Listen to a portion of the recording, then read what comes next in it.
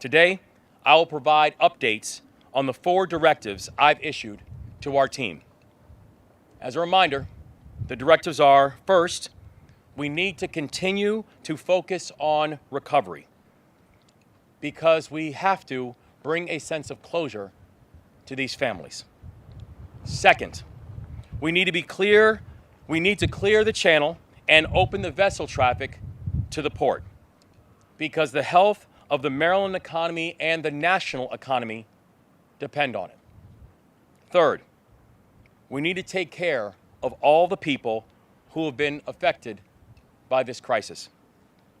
That means the families, that means the workers, that means the businesses, that means the first responders, that means everybody. And fourth, we need to and we will rebuild the Key Bridge. So first, on our recovery efforts. As I mentioned yesterday, we need to do more work clearing the channel to move forward. This is a remarkably complex operation, and our focus needs to be on unity of command and unity of effort. Every morning, we have a unified command briefing, which includes state police, the U.S. Coast Guard, the Army Corps of Engineers, our federal delegation, and other leaders who are central to this mission. Now, during that briefing, Colonel Butler, the superintendent of the Maryland State Police, discussed that the conditions in the water makes it unsafe for divers. But as soon as those conditions change, his divers will go back in the water. Second, on clearing the federal channel and opening vessel traffic to the port. As of this morning, I've been briefed by the Maryland Department of Transportation on clearing wreckage and moving forward. Our team went out with the Coast Guard just a few hours ago, including the Coast Guard Commandant, to survey the damage, to see the wreckage up close, to see a freight that is nearly the size of the Eiffel Tower, and to see that same freight with the Key Bridge resting on top of it, to see shipping containers that were ripped in half as if they were paper mache, to know that out there you have to navigate high winds and electric wires.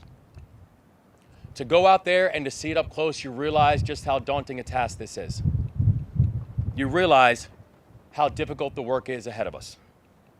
With a salvage operation this complex, and frankly, with a salvage operation this unprecedented, you need to plan for every single moment, and every time you take action to move a piece of wreckage, you understand that that requires you to reassess the situation. So when I led soldiers in combat, I knew that preparation was everything. You do not go into the field of battle without getting the intelligence that you need first.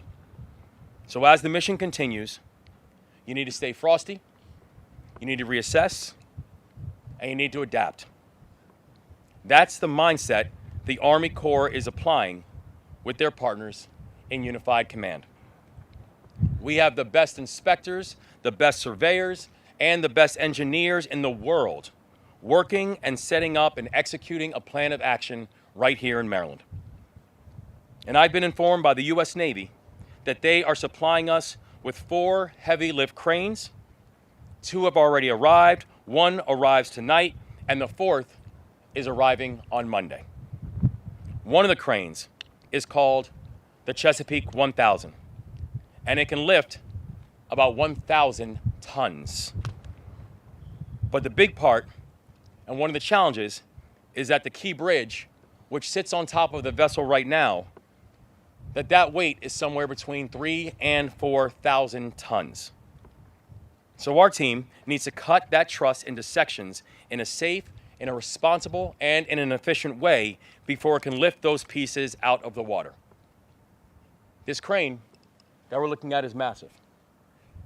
The thing we also know is this: so is the challenge ahead of us.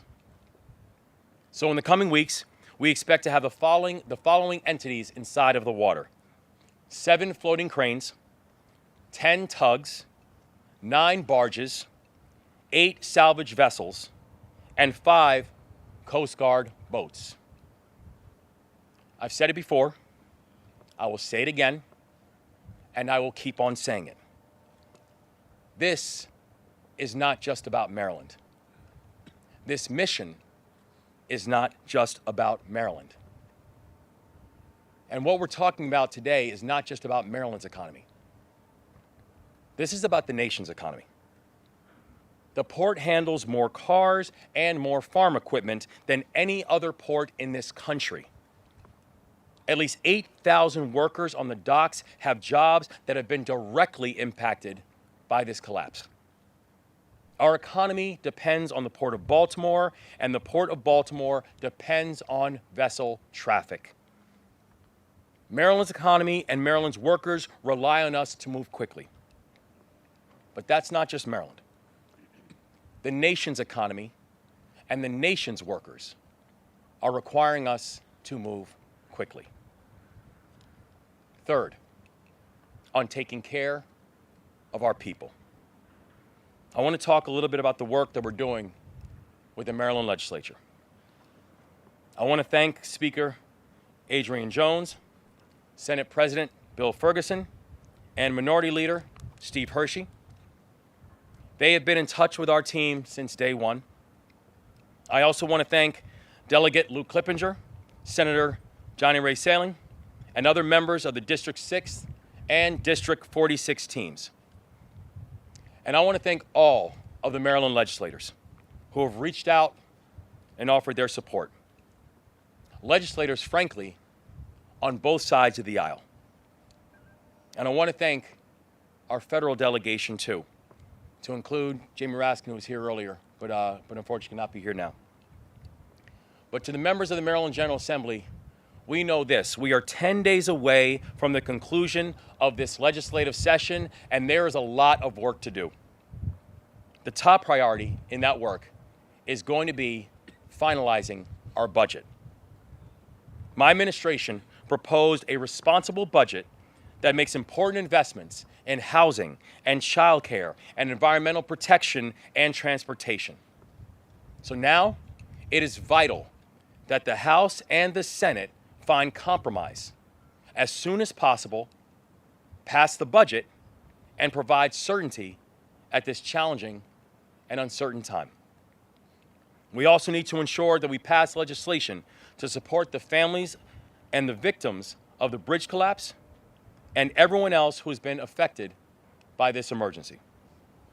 I'll be proposing the creation of a permanent state scholarship for the children of surviving spouses of transportation workers who lost their lives on this job. We will continue to push for legislation that seeks to protect workers like the 6 victims of the Key Bridge collapse. I've also asked the General Assembly to ensure that any legislation we work on provides the flexibility our administration needs to support port workers, businesses, and our transportation network. We cannot possibly find every answer to every problem in the next few days before session ends, but we can give the state the ability to respond over the coming months. Fourth, on rebuilding.